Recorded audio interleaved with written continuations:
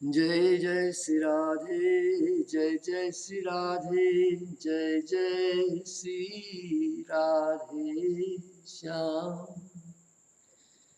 I've given these, been giving these videos now. I've done a few of them now. It's getting up there, getting used to doing it. I'm feeling more at home in front of the camera, as it were. I'm trying to relate to the camera. I know as though I see the individuals. Of course, some people use that.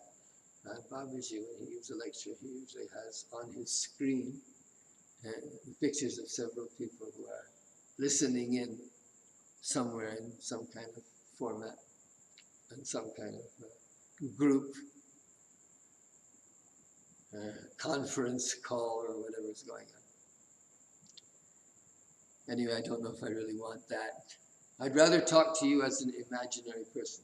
Of course, that's not altogether true, because, of course, I know Madan Mohan, who is interacting, and I appreciate that greatly. I'm thinking it's all right, let's go for it. He was actually Madan Mohan today, or writing something about Jaya and Vijaya, goody about Jaya and Vijaya. So this is what we're getting here, is we're getting an exploration of the teachings of the Jaya and Vijaya story according to Jiva Goswami. So he's using these two verses. So we just finished the one. Natyantikam viganayanti apite prasadam. It's not your mercy. No, they don't consider this to be God's mercy to get liberation. That's not mercy, because that would stop the process. The difficulties that lie there, that's actually the overcoming of the difficulties. That pursuing of prema despite the obstacles. The best stories of devotees are usually the ones who have, somehow or another crossed over obstacles, like Prahlada, so on. So, let's read the translation. I don't think I read the translation, what we did. O Lord, those who have taken shelter of your feet, who are skillful in narrating your stories, and who relish the aesthetic beauty of such topics, which are worthy of recitation and capable of transporting us across the sea of samsara. Do not regard even ultimate liberation as your mercy. What to speak of any other rewards, all of which are rendered fearful by the mere raising of your eyebrows.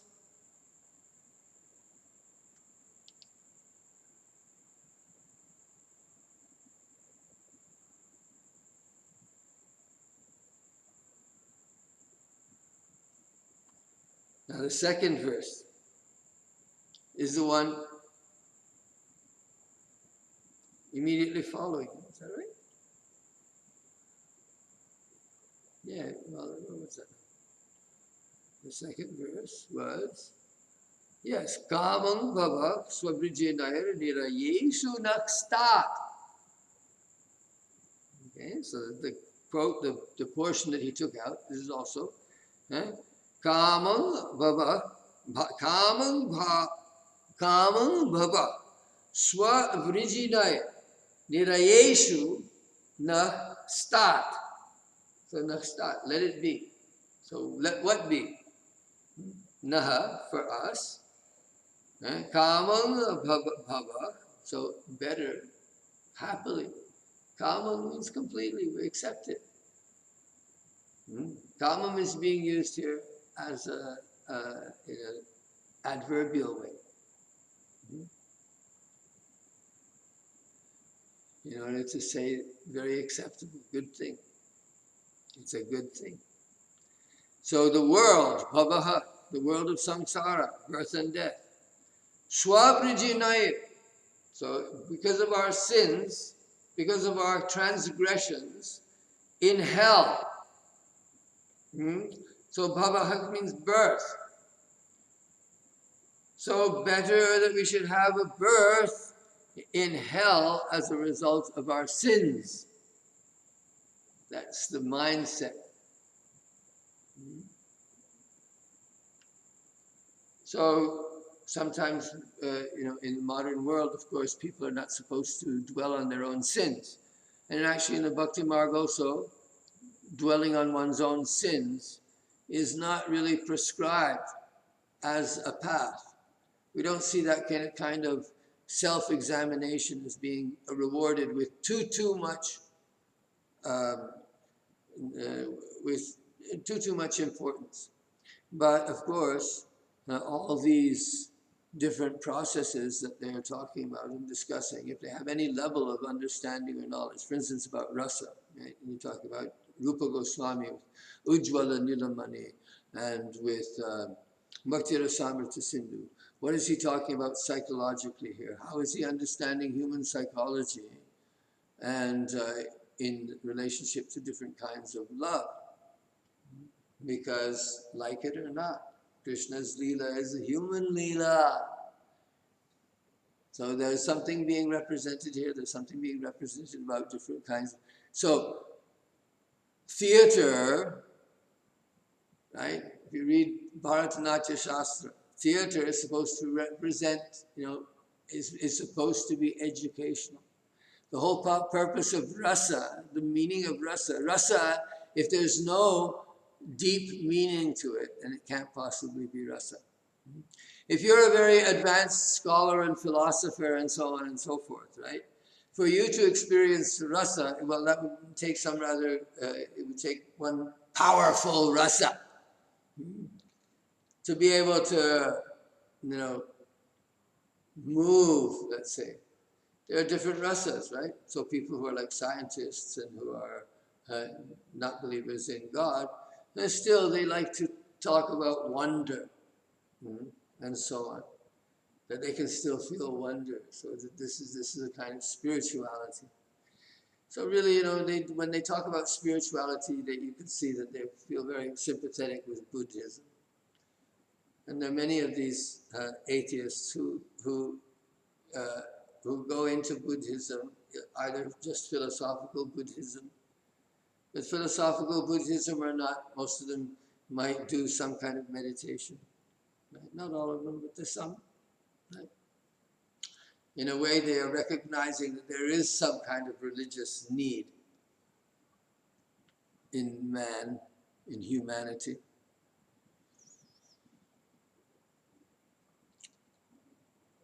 So, we have been doing this. Kamang bhava kasvabrijinaya nirayeshu naksya. In terms of happiness, right? We are ready to suffer the results of our own sins in hell. Right? As the only stipulation is, please, we know that you're doing this for one reason, so we know that you will never desert us. By being protected by you, we know that you are doing this for one reason and one reason only, and that is to increase our love for you and to be able to render you some service that gives you pleasure. The essential act of love is to give pleasure to the beloved. Because the pleasure of one becomes the pleasure of the other. And that mutual reflection of pleasure giving, that's what forms the oneness of the dual. So, the verse as a whole, this is coming immediately after the previous one. So believe it's still the Kumaras who are talking, right? Kamang bhavak svavrijinair nirayeshu nakstat cheto livadaya dinute padayo rameta vachas chanastulasi vadyadite grishobha Puryeta te gunaganar yadi karnarandra Kamam bhava svavrijinair nirayeshu nastat Cento livad yadinute padayorameta Vachas chadas tulasivad yaditengra shobha Puryeta te gunaganar yadi karnarandraha. So of course they're making conditions, right? All right, you say, you can send us to hell. That's okay. We're accepting. We are committed sins, so because of our sins, we deserve to go to hell. Here we are the guards standing at the doorway, and we've offended these Brahmagyani, Siddha Purush, these 4 Kumaras, these great Mahatmas, these Brahmins, these extremely powerful Brahmavadis, the sons of Brahma himself. They have been offended by our activities. We did something wrong. We stopped them. We had to stop them. We had to stop them. But something in the way we did it, we were unable to do it in a peaceable fashion. And so the result is that we've been cursed. But that's okay. We don't mind. We accept it. But cheto livadyanudute padayorameta. So if our minds can remain like bees buzzing around the flower of your feet. Vachascha nastulasivadyaditengri shobha. So this is a very nice kind of poetic image. So vachascha nastulasivadyaditengra shobha. A beautiful metaphor. I'm liking this very much. So may my words, like a tulsi leaf, remain for your pleasure at your feet. It's a very interesting expression. May my words be a fit offering to give to your lotus feet. It's a very interesting thing, something I've been thinking about a lot, to be actually quite true. Today I was thinking I should have Giridhari sitting here. As you can see, Giridhari is not in the room, which is not really very, very proper. I should have Giridhari in the room. I should be talking to Giridhari. That's who I should be talking to. And Giridhari is in every one of your hearts, whoever you are, 2, 3, whoever you are out there. You're all got Giridhari in your heart. So I'm talking to you. I'm talking to Giridhari. So I'm trying to understand Giridhari. I'm trying to reach Giridhari through these words. So these words, let these words not just simply, of course, the truth. If these words can reflect the truth, right? I've taken shelter already. Satyasya satyam. Satyatmikam tvam sharanam prapadye. I take shelter of you who are the embodiment of truth. Can you imagine saying that about any human being? So we take shelter of that absolute truth that is the embodiment of all truth, that is the shelter of all truth, that is the establisher of all truth, that is the keeper of the law of truth functioning in the world. Western science is not wrong. The law, you discover the laws that are operative. So these are laws that are operative in the world of bhakti. That's what we're most interested in. That's what they were most interested in. The early scientists thought that this was a more interesting topic.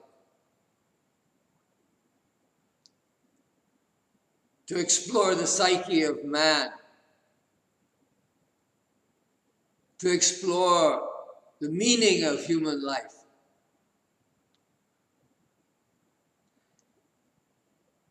Is more important, a more important topic of discussion than even practical matters covered through science and technology. All things to do with this world, all to do with the external-most part of the world. But in terms of discovering the self, in terms of discovering the supreme self, in terms of discovering the relation, the personal relationship that exists between the individual self and the supreme self. Just try to think about that for a second. We've been talking about God as a person, right? So who is this person? Well, this is a very interesting business, isn't it? We've been given a person, a very interesting person at that. It's the Bhagavata person, Krishnastu Bhagavan Swayam. And like a telescope, right? So all the different incarnations of God, all the incarnations, the 10 avatars, all the ones that are being spoken of in the Bhagavatam also, right? Those are all reflections, partial reflections of Krishna. Now, Krishna is the supreme, the Purushottama. He's the top, the Purnatama Purushottama, the most complete Purushottama.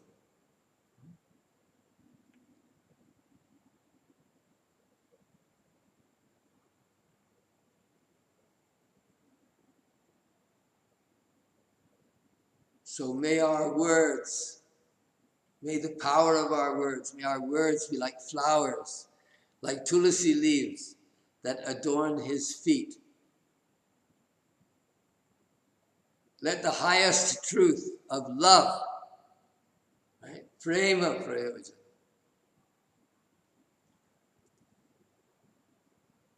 Let it be effective. Its effectiveness is its truth. If we understand it properly, it will be effective. Guaranteed. So, vachastanas tulasivat yadite ingrishovha puryetate gunaganair yadikarna randraha. May our ears be filled with the glorification of your virtues. Let us hear these stories. Let us read and hear the stories of love of God. Let us hear and read. Let us enter into this world. Let us allow ourselves to be transformed by this other world. Let us enter this other world and be fulfilled by life in this world. How can we make life in this world fulfilling? Well, the only way we can really make life in this world fulfilling is by informing it with the Nitya Dham, with the Nitya world, which is what we're doing here. We're learning about the operative rules of life is as a devotee. Okay? So we will gladly accept birth in any hell because of our sins. If only our minds can take pleasure like bees in your lotus feet. If our words may beautify your feet like tulsi. And if our ears can be filled with the glorification of your virtues. Let us experience rasa. Let us experience an alternate world. Let us enter into an alternate reality. That's what the invitation is. But it's saying that the alternate reality is actually better. And that if we touch the alternate reality, that we become transformed. And when we become transformed, then our relationship with this world changes. Our relationship with other people changes. We should become better people, right? All those warnings about flaws in the character, all those things that we were hearing, right? He was saying you have to be pure in heart and mind. Okay, more important than being pure in heart and mind is the mercy of God. In this story also, right? The Kumaras were not pure in heart. They offended a devotee, thinking that they had been offended. They ended up being the offenders, right? So they were justifiably going to be punished. But instead what happened is the shock of seeing the nature of pure devotional service, the shock of seeing Krishna himself, Vishnu himself appearing before them, not to admonish them, right? But to teach the world that one should be deferential to sadhus and to Brahmins. That is very important part of the lesson. But there are other ramifications, and the ramification here, the important ramification, the transformation of the Kumaras into devotees, their ability to recognize the Lord. And as a result, to be able to recognize the greatness of Jaya and Vijaya in demonstrating something that would be almost unthinkable. That you're in the state of highest bliss, and yet you're ready to give it up to go into a world of suffering, into a hellish existence, where that which gives you the most pleasure is taken away from you, and you have to act in a way that's entirely contrary to your nature. You're so imprisoned by conditions, right? So they become completely transformed by all this. So that is the acceptability of a hellish existence for a devotee, if he can remember Krishna and continue to serve him. So suffering is a good thing. Suffering means separation from Krishna bhakti. Suffering means to forget Krishna. Suffering means to be separated from Krishna. That's what is the meaning of suffering. Even if we don't recognize it as such, that is actual fact of the matter. I'm talking personal suffering here. And also communal suffering also. All kinds of suffering. But really we're talking about individual suffering here. We have only control over the individual. So conquer your own suffering first, right? Attain the Panchama Purushartha. Become a living entity who is imbued with love. And that's what is being taught. All right, so let's go on. We're going too slow. How many hours will I be able to do at one go? All right. Ata eva bhyam apita taiva prartitam. So, what is this? Ata eva bhyamapi tataiva prartitam. So the previous verses were stated by the Kumaras, who are marveling at Jaya and Vijaya, and and saying that they would rather have bhakti than liberation, and so on. So it sounded like it was Jaya and Vijaya speaking, but it was the lesson that the Kumaras had taken from Jaya and Vijaya. So here, Jaya and Vijaya, this is the actual words of Jaya and Vijaya. They say, Ma bo nutapa kalaya bhagavat smriti ghano moho bhavedi hatuna vrajato radhodha. So, let's read the whole thing. Therefore, these two, Jaya and Vijaya, also prayed in the same manner, and they prayed with this verse. Bhuyad agoni bhagava bhir akari dando yo no hareta surahela namapyashesham Mavo nutapakalaya bhagavat smriti ghano moho bhavedi hatuno vrajator adhodha. So what's that? But we pray that your compassion be invoked on seeing our penitence, so that we, as we descend ever downward, we will not be overtaken by the bewilderment that causes forgetfulness of the Lord. So the idea that more important, that we don't forget Krishna, no matter how we descend downward. So this is the thing, they were awarded this, got this. So they actually got the right lesson. Right? They're going to play the role of enemies of Krishna to the best of their abilities, right? Completely confounded, but never stopping thinking about him.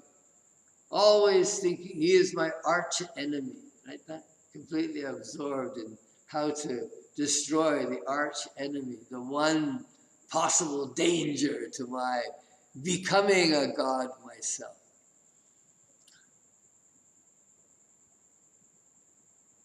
So he says, we pray that your compassion be invoked on seeing our penitence, so that as we descend ever downward, we will not be overtaken by the bewilderment that causes forgetfulness of the Lord. The kind of bewilderment that causes us forgetfulness of the Lord. All right, so now this is interesting because they're going to go down and be demons, but they will be at a very profound level of their being. They will be experiencing pleasure at giving pleasure to Krishna. They will be experiencing that at a very profound level of their being, even though externally they appear to be full of hatred. The hatred is actually the fact that interaction is taking place. It's not advised. Anukulyena Krishna Anusila. They're not setting an example from the point of view of a devotee, how to follow. The example in the Hiranyakashipu story, right, is Prahlad. That's what we're supposed to learn from, not from Hiranyakashipu, right? So, here the Jaya and Vijaya are saying, our sin, Bhagavad Bhir, Akari Dandho, Yo now Harita Surahela Namapyashesham. Let it happen. Our sin is punishable because we have offended the Vaishnavas. We have offended not the Vaishnavas, we've offended the Brahmins, namely the four Kumaras.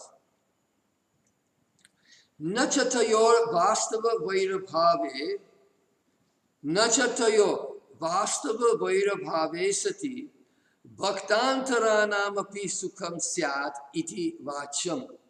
Okay? Nachatayor vastava vairabhave sati, bhaktantaranam api sukham syat iti vacham. So he's raising another question. So the new question is, wouldn't it be, if it was real, right? If the Jaya and Vijaya, if their enmity in the forms of Hiranyaksha and Hiranyakashipu, for instance, if their enmity of the forms of God with which they encountered, Varaha and Nishinga respectively, right? They were absorbed in hatred for Narayan. So now, was their hatred real or was it abhas? And from the point of view of a devotee, if it was real, would it be more pleasurable or less? Right? Think about it for a minute. Right? So in a story that really happened, right? Did it really happen?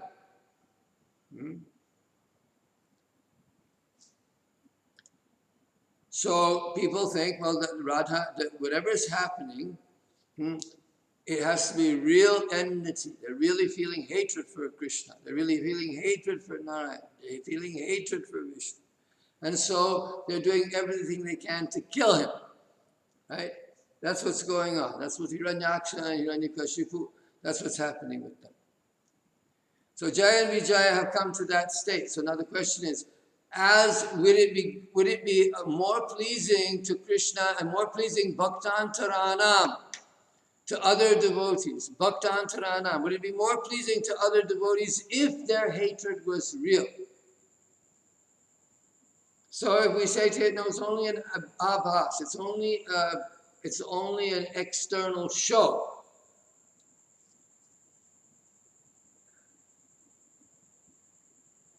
It's only an external show. So how can you get pleasure from an external show? Right? It's like you're saying that in the movie, you had a particular character in the movie, and then someone's playing some person's playing Batman and some person's playing the Joker. That in order for it to be a good movie, the actor who was playing the Joker had to really have hated the actor who played the role of Batman. If his hatred was real, it would produce a greater reaction in the audience. Right? The idea is that the transmission of rasa, where does rasa reside? How is rasa transmitted? So this has been one of the questions that's been raised in the books many times. That rasa, is it the story itself? Is it the actors themselves? Is it where exactly, how is this rasa being transmitted? So one of the things that comes up in that whole discussion is the actors themselves. Are they really experiencing the rasa of anger while they are playing the role of an angry person and trying to incite the audience to anger? Right? They're playing such a role that through their anger, through their display of anger, anger is being created. Right? That's the goal, to create the rasa of anger.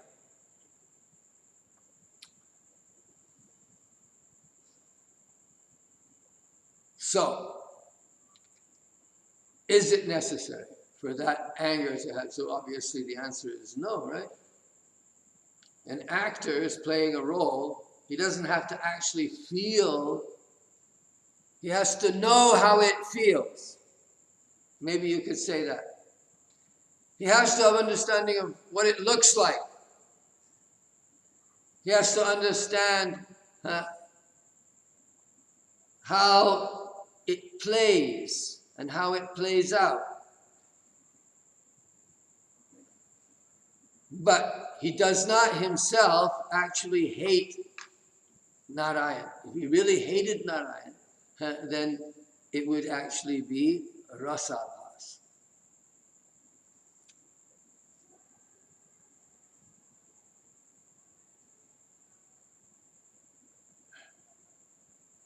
Well, you'll have to go yourself. There's nobody there.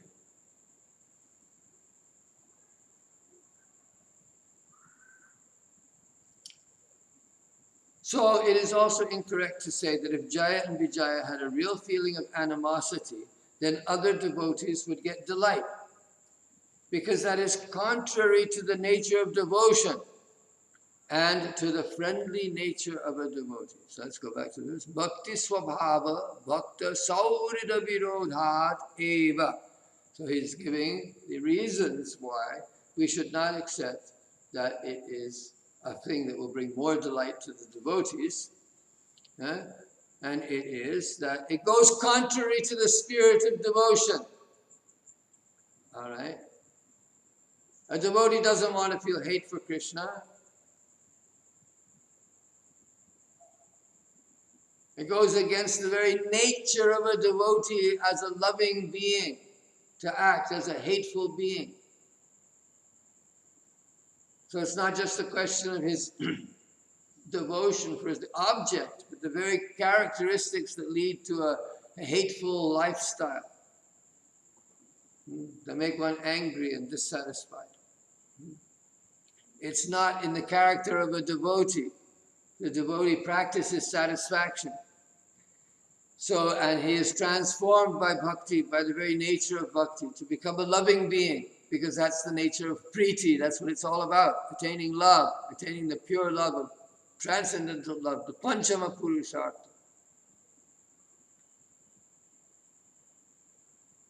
So, tasmata tayor vaira bhava bhasatva eva Shri Bhagavatas tayor anyesham bhaktanam api rasodayaha syad iti stitam. So stitam is signifying that he's come to a momentary conclusion. There's more conclusions to come.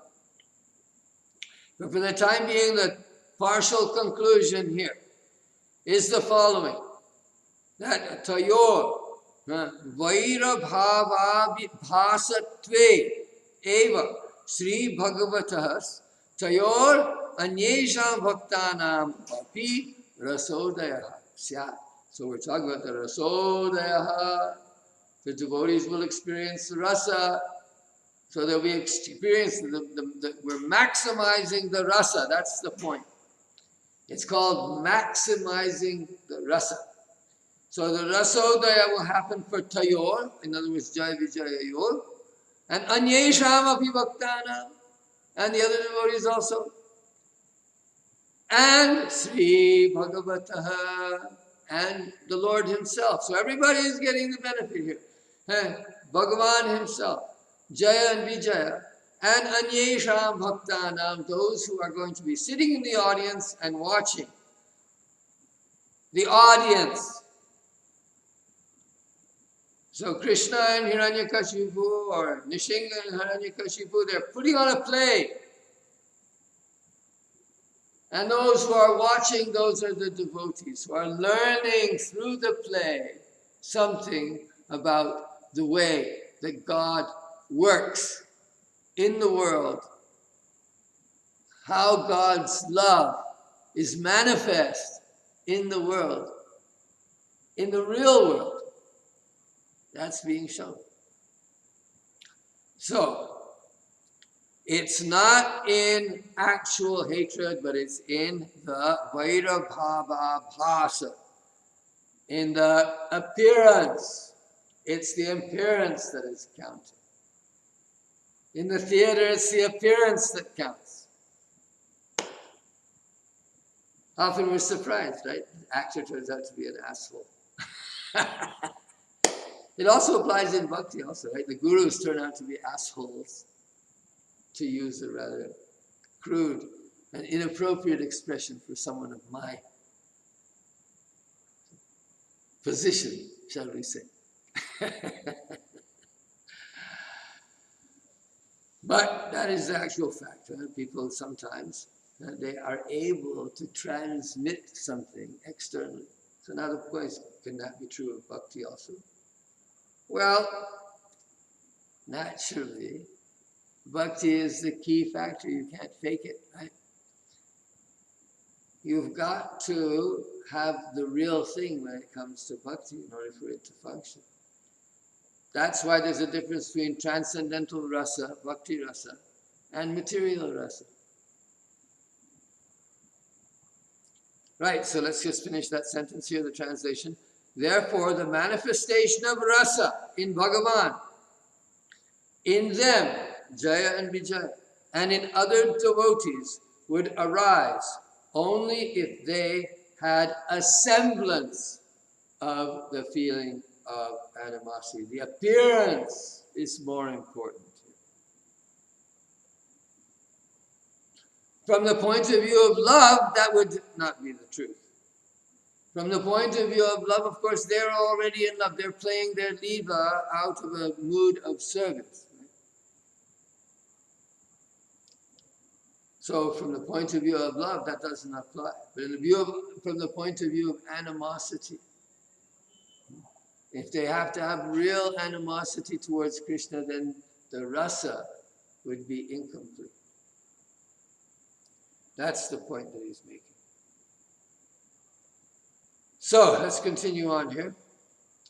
Tata evam arthapatti labdham sarva bhakta sukhada Sri Bhagavad Abhimata Yuddha Kautukadi Sampadanartham Vairabhavatmaka Maikopadhim Swabhavikanimadi Siddhikena Shuddha Satvatmaka Swavigrahena Pravishya Swa Asannidhyena Chaitani Kritya Cha Viliya Stitaya api bhakti vasanaya prabhavena tatra anavishtav eva tishtataha. Now there's a nice, good, long sentence. How are we going to translate a sentence like this? Let's break it up into pieces. So tata eva. So in this way, arthapatti labdham. So this is the first thing he's saying. Arthapatti labdham. We're running into Nyaya language. So arthapatti is a way of knowing things. It's a kind of praman. So arthapatti means when all other reasons fail, then that which is left standing, that is called arthapatti. Of course, it's not a very solid evidence. Generally, it's not preferred, right? So we subdue it to other kinds of evidence. We want pratyaksha praman, so that falls into the category of pratyaksha. So it's not to be considered the highest according to Jiva Goswami. Nevertheless, so arthapatti means that Devadatta is getting fat, but I never see him eating. That means he's eating sometime when you're not looking at him. He eats at night. I don't see him eating during the day. He must be eating at night. So therefore, arthapatti is a conclusion that is derived. So it's, it's a kind of conclusion that's not really very, very acceptable generally, because there might be other reasons that you haven't thought of. Maybe he's suffering from some other condition, some kind of dramatic illness that makes you fat. Something like that. So, the point was, arthapatti labdham. Whether it's a solid piece of pramana or not, arthapatti is the one that here Jiva Goswami is saying. He's saying that understanding everything that we have we've just gone through several different, arguments about why, or about different outcomes, let's say, of the abhishapa, the meaning of the abhishapa, and so on. The cursing of the Jaya Vijaya, why they accepted that. What is the meaning of that curse? What is the meaning? Is to show that they accepted this kind of function as a devotee. That sarva bhakta sukhada Sri Bhagavad Abhimata Yuddha Kautukadi Sampadanartham, for the sake of making it possible that Krishna himself, the one who gives happiness to everyone, that Sri Bhagavan desires to engage in fighting in a yuddha kautuka. He wants to play, he wants to wrestle. He's like a big kid who wants to wrestle. That's God. So in order to fulfill that desire, in order to fulfill that desire, Vairabhavatmaka Maikopadhim. So they entered into an upadhi. So the upadhi means the body. It means the external shell, the product of all your collected understandings of who you are. the upadhi, all the false understandings of who you think you are. So this is a false identity. They've been given a false identity, that upadhi.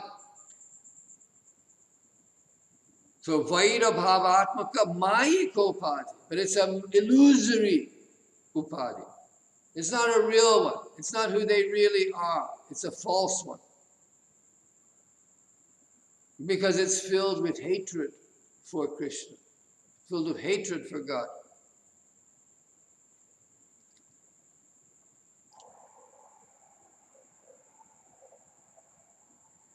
Swabhavikani Madi Siddhike.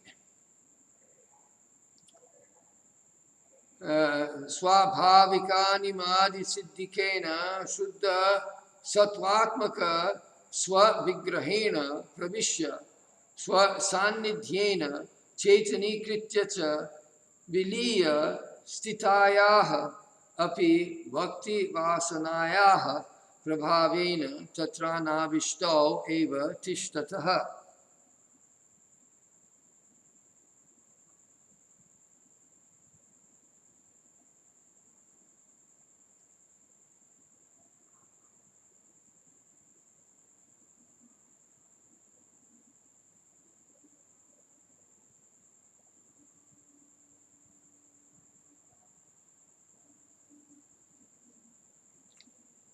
I'm sorry, I don't finish. I am being called elsewhere, but I want to finish this video. All right. So let me finish this sentence here at least. So swabhave. So in that, this upadhi, swabhavik animadi siddhikena shuddha sattvatmaka swavigrahena pravishya. So they entered in order to bring this pleasure that Krishna had, the desire that he wanted to experience in having a fight, that they took on the role. They took on this role and entered into that role, just like an actor entering into a costume. They covered up their own Shuddha Sattvatmaka Swavigraha. It didn't really cover it, but it remained there. Their own bodies made of Shuddha Sattva.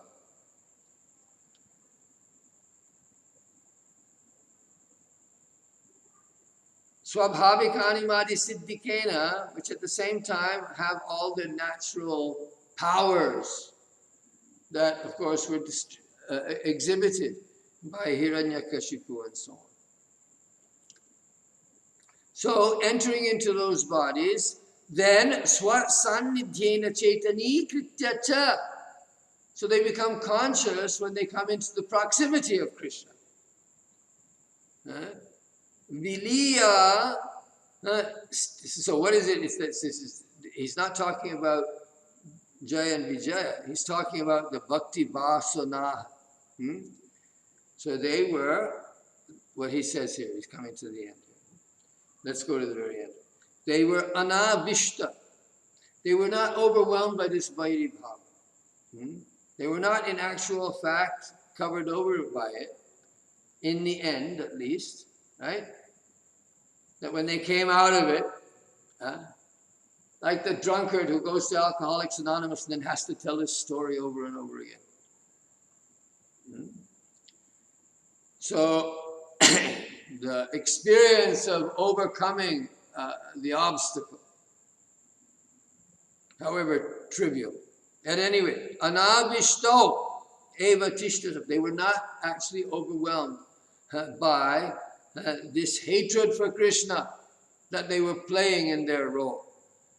Because that desire that they had for devotion, it was present in there because they were already they had already entered into the bodies with their Shuddha Sattva Vigraha. So it was already there with them. But when it came, but it was hidden until at such time as they encountered Krishna.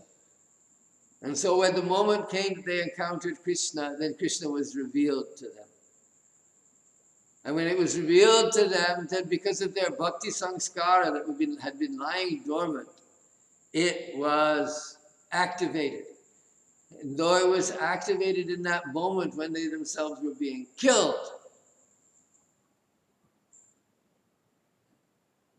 Hiranyakashipu, his vision of Krishna came at the moment of his death at the very hands of Krishna. Of course, that's happening to us all, right? In one sense, death. Krishna says, Kalo smi lokakshaya pravriddho. I am death. I have come to put an end to all this.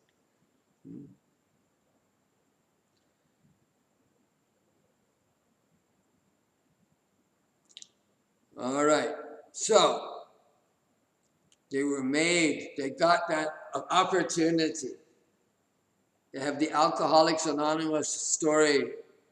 They can write a book and go on a book tour. How I fought with God until I saw him. In that moment he was revealed to me. I'll never forget it, transformed me completely. Now I am a changed person. I've seen God. God has revealed himself to me. That is the glory of Jaya and Vijaya as Hiranyakashipu. Not expressed, but that's the story. That's the rasa. So let's read what it says here in the translation, and we'll call it a day for this one.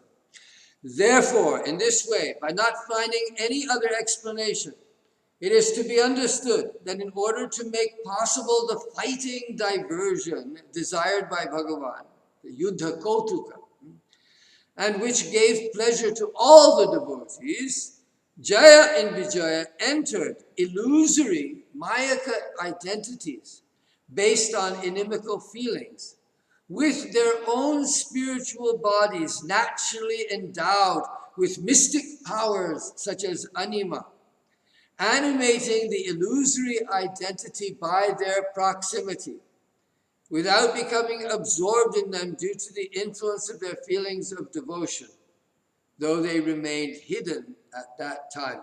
Well, I feel that there's something that hasn't been stated there. The Chaitan Tat Sannidhye Chaitani Krita. Okay, I'm not saying that. Swa Sannidhyena Chaitani Kritya Cha Viliya Stitaya Api. I'm going to have to think about that a little bit more. But it says here that I was when I was translating it off the cuff there, I was saying that it was the Swasandhena, that was through the proximity with Krishna, that when they came to see Krishna. So I just gave a whole explanation based on that understanding. But here, this translation has a different understanding. So I'm going to have to kind of think about that a bit. It says that animating this illusory identity by their proximity. So the idea there is that the external shell of Hiranyaksha or Hiranyakashipu, the role that's being played there, was being animated ultimately by this hidden abhilas, this hidden desire of theirs to serve and please Krishna, even though it had been covered by forgetfulness. And then when that became awakened at the end, Chaitani Kritya, Swa Sanidhya Chaitani Krita. So that really means that their soul animated the body of Hiranyaksha and Hiranyakashipu.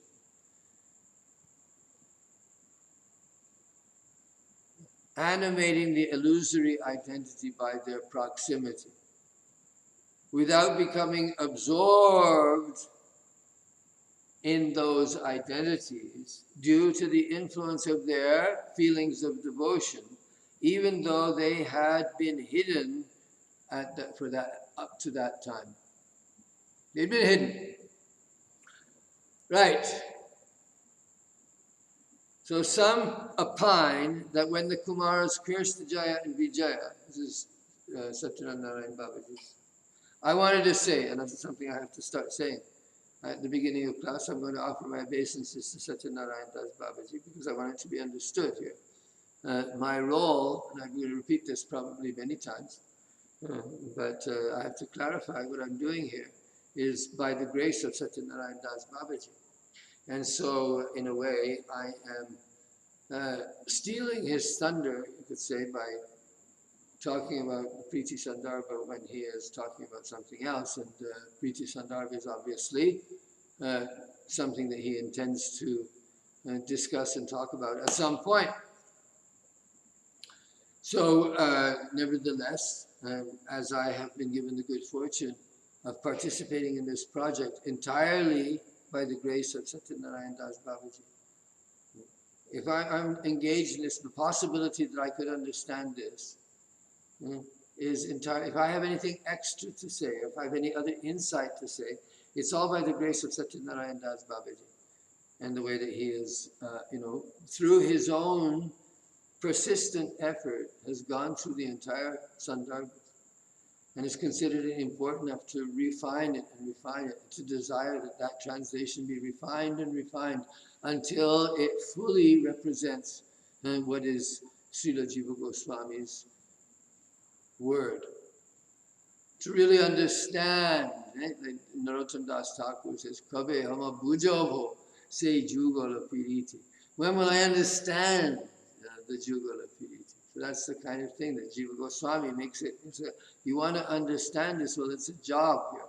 You to understand this rasa, to understand this concept of priti, to understand this entire corpus of analysis of what is meant by divine love, and so on. That should be, that requires effort.